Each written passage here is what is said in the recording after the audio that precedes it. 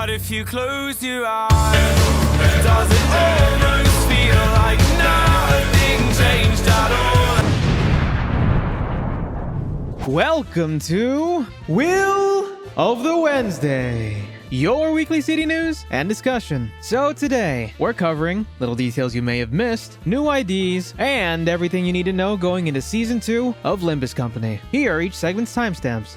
First, here's the news. The largest content update yet features a lot of little details from the Chapter 4 preview here. I'd like to quickly go over it all before we explain the upcoming changes. Here, after the events of the previous chapter, we return to K-Corp in Chapter 4. It looks like the Bronze Bull will be a significant member of this Kanto, as they are present in this stylized graphic here. This one as well, where they're terrorizing the TSA. A number of automatons could be being sicked on the Sinners based on this one. However, it's looking like a third party, rather than being controlled by K-Corp in particular, as it seems they're also distressed. Ishmael protects Dante from a barrage of serums here. Yes, girl. At last, Yi-Song finally has it. Copium. The Roast Banner IDs make their debut, with Mersal and Doja. Fairy Gentleman, or potentially Walking Pearl Ego for Ishmael, is previewed here. Very likely being Fairy Gentleman due to the crystalline ornaments on Ishmael's back being similar to the artwork present in the encounter. Sinclair with a So That No One Will Cry bundle of talisman Ego. Here's the Stray Fox Sunshower Ego for Heathcliff. For some reason, his raincoat is incredibly dirty, befitting a ruffian of the Stray Foxes. Season 2 Ego includes the Bronze Bulls for Mersal and Ishmael. Gregor and Heathcliff having the Electric Centipede Ego, whatever AEDD means. The various Sun Shower Stray Fox Ego for Otis and Yi-Song. It looks like Project Moon might be experimenting with buff-debuff Ego again with Yi-Song's version. I have faith that with the feedback from Sinclair's Lifetimes 2, this one will be better. New battle announcers following the story's Kanto orders. And lastly, Yi-Song's foil to his character, based on the previous chapter's patterns. Now, for the comprehensive news on their Steam page. For the patch coming on the 1st, Project Moon has prepared a Season 2 guide. Maintenance will be from 6 AM to noon KST on June 1st. So, as seasons change, half of all your Ego Shroud related consumables will be converted into thread, rounded up. A pop-up in-game will display the damage report. If you had perfectly planned your season, you could reduce the Ego Shroud conversions by redeeming at their dispensary towards the end of the season. After all, half of 0 is 0, and Ego Shards are inherently more valuable than thread, as they're a premium resource used for ID and Ego redemption. Note that all Ego Shards are labeled by season, so if you were to somehow have stored previous currency, on redemption, they will be adjusted to the current season. For the longevity of the game, and spoilers to those who can't just binge all the content instantly, Chapter 4 is being released weekly, along with the Season 2 Battle Pass rewards. Worry not, for those who are able to instantly unlock up to the level 20 limit in the first week, you can continue past the cap without losing Battle Pass progress. Subsequent week unlocks will allow you to instantly claim up to the next appropriate level cap. Once June 15 hits, you start being able to claim Max Pass Plus rewards again, i.e. past level 60. Two notable content updates are in July, with Refraction Railway 2 being planning on added in this time frame, along with uptying ID and thread spinning Ego to Tier 4. The Sinner's Ego Shards are now going to be an additional currency required to upgrade them to Tier 4. However, that's in the near future. The identity level cap is now 35 as of this patch. I'm someone who has maxed all of my IDs and am sitting on a trove of EXP tickets, and to be honest, I'm not looking forward to that. But it's a good and necessary progression for the game. The amount of EXP required to get from 20 to 30 is notably higher than 1 to 20, so I'm a little afraid of what 30 to 35 will be like. And with the amount of work just to get only a little bit of stats up, it's still quite important to keep your offense and defense levels as high as possible though, as your identity skills scale off of them, as well as clashing power. Next, a new yet common gacha feature is now being introduced here. Pity. In Limbus, it's called Yi-Song, or Ideality. Yi-Song made this patch, didn't he? Anyways, you receive Yi-Song based on the number of extractions you've performed during that banner's duration, and once you reach 200, you can exchange it for the featured ID or Ego in that banner. Each banner's ideality counter is unique, and any leftover ideality by the banner's end will become thread. As for what will happen in the dispensary, and whose pattern will remain like this for the foreseeable future, all previous seasons' ID and Ego will be available in the next season's dispensary, minus the event ones. Seasonal ID and Ego are based on story and Battle Pass content. Season 0 has no direct connection to the main Limbus Company story. That's it. Jihoon, despite your information team supplementing this table with information to provide less confusion, you may have had additional confusion. Season 3 should say Season 3 event IDs and Ego in the added section, as depicted in game here. A small typo, but it means a lot, especially in patch notes. The dispenser's information is correct though, where it'll feature content from that season and content that was removed at the beginning of the season prior to it, whilst removing story and battle pass content that was introduced during the season prior to it. But there is something that may raise concern with all of this. It's unclear where RB, Gregor, and Lifetime Stu Dawn fits into all of this, as they were both seasonal IDs in Ego as well, but aren't mentioned anywhere here. They were free rewards during the Hell's Chicken event, but based on the roadmap, they will just come back whenever events are rerun. Now, for the biggest change.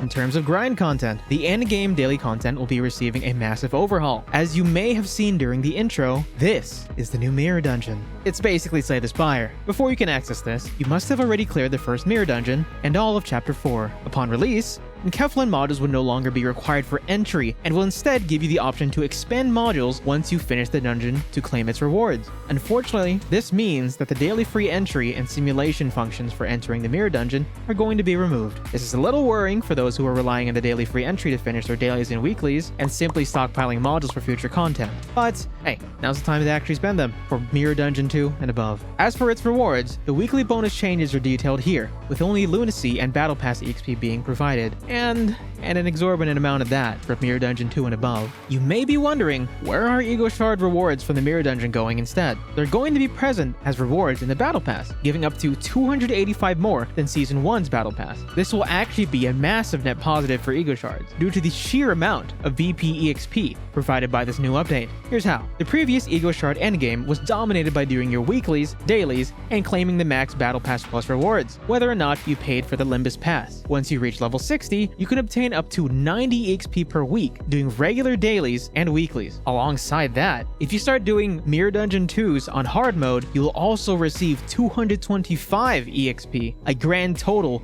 of 315 EXP, or 31.5 levels, all in 1 week. That's ridiculous. That means if you paid for the Limbus Battle Pass, that's 93 nominable Ego Shard boxes, and 31 if you haven't. This brings us to an average of crafting whoever you want from the dispensary after about every 2 weeks at the end game. However, you can't just keep farming the hard mode, as you have a weekly limit of 3. You must return to the standard Mirror Dungeon 2 afterwards, which still gives a notable amount at 30 XP per clear without weekly bonuses, and 45 with bonuses.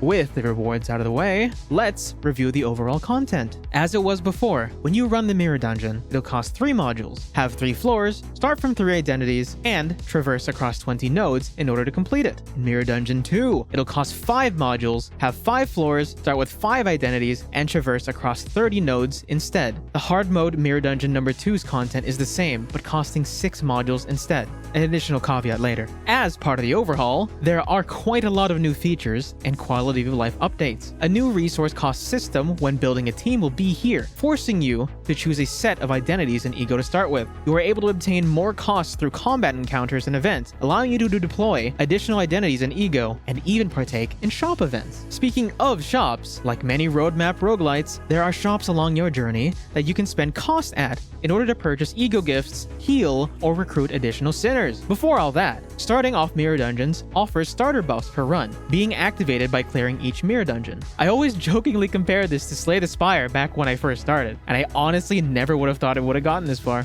Also, the IDs for each Mirror Dungeon differ. Mirror Dungeon number 1 fixes all of your IDs to level 30, number 2 fixes all of them to 35, and Hard Mode number 2 reflects your actual identities levels, going up to 35. For the quality of life features, like Hell's Chicken, a preset function will now be available. Ego thread spin tiers will be much more visible during deployment, alongside of Ego gift effects and previously seen event choice results being displayed. Direction to the next node will be a bit more obvious too, though, in my opinion, simply keeping the layout consistently going from one direction to another would make this easier. As for content, there will be a whopping 45 new Ego gifts available, 25 new events, and new abnormalities and enemies to discover. We will absolutely be feasting on so much new content when that patch eventually drops. Next, a fun little bit of vanity here, as we can now customize our profile tickets, with 7 different colors by default. Additional decorations can be earned from battle passes, events, and other ways in the future. There's still no personal name identification, but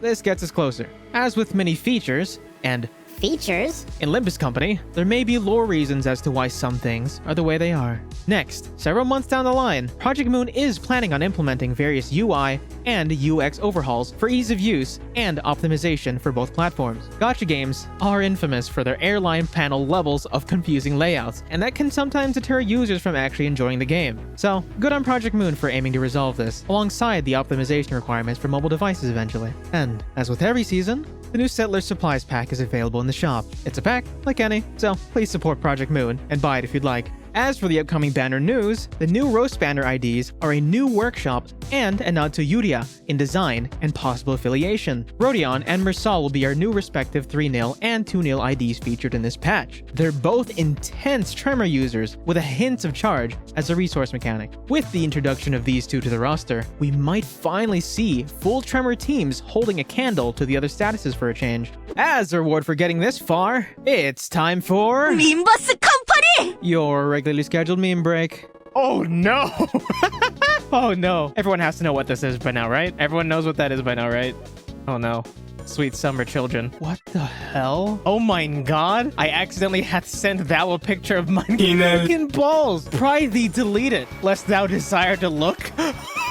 I just delete it. Should thee crave? Haha, nay, banish it lest. Why would anyone do this? Why would you ever do this? This guy probably isn't even a Limbus Company fan. Why would you even do this? Oh god. Okay, I love Monoton's comics. This is a legendary fan artist. Jung. Kroomfee's absolutely destroyed. Faust is doing a little bit of trolling. Oh my god, it's the best double KO. Good shit. I love that phenonically that this Faust is the most cheer Faust in the universe. These mind whip memes are back. Oh my god, Ishmael, stop. He's already dead. Ishmael, please, no, Ishmael. This just reminds me of all the times where I accidentally hit a win rate button, and then even though the fight's over, Ishmael's like, no, I see one more bug to exterminate right here. Okay, if you'd like to have a PM meme featured, please consider joining the Discord to post in Project Meme. All links below. Also, we've got weekly VRChat hangouts and media watch nights here if you're interested. Let's get back on track and bask in the moonlight. Hey, for those of you who are attending the Los Angeles Anime Expo this year, know that Millie will be performing at the AX Summerfest on Sunday, July 2 at 7 p.m. alongside other notable artists. I worry that tickets may be sold out by now, so hopefully if you're planning on coming to a Millie concert in the US, you had your shot. Similarly, there will be a fan meetup of Project Moon fans on day 2 at Cosplay Gathering Site 9. This is all unaffiliated with the official Project Moon, by the way. If it isn't clear by now, I'm going to be attending, and I'm very excited. Maybe you'll see me there? And now, train of thought. If you were to introduce a workshop into the game, what role would they fill in the city? What weapons would they have? The Rose Banner Workshop gives us fans a lot of potential to make fan workshops that serve arbitrary roles in the city. So, what do you think a fun addition would be? I'm sort of stealing this one idea in a discussion that a friend brought up in my Discord. What if there was a bully workshop whose mechanics focused around you dealing more poise crit damage the more sinking the target has, where they're basically just kicking people while they're down. With all the love Tremor has been getting recently, there's a good chance that poise and sinking could be next, along with other unloved status effects. So, that's that, and this was This Well the Wednesday. Happy grinding.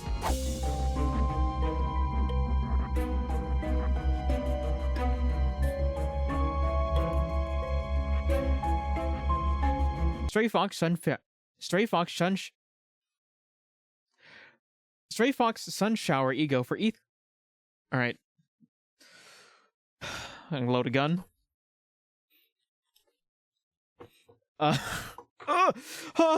God damn it. Stray Fox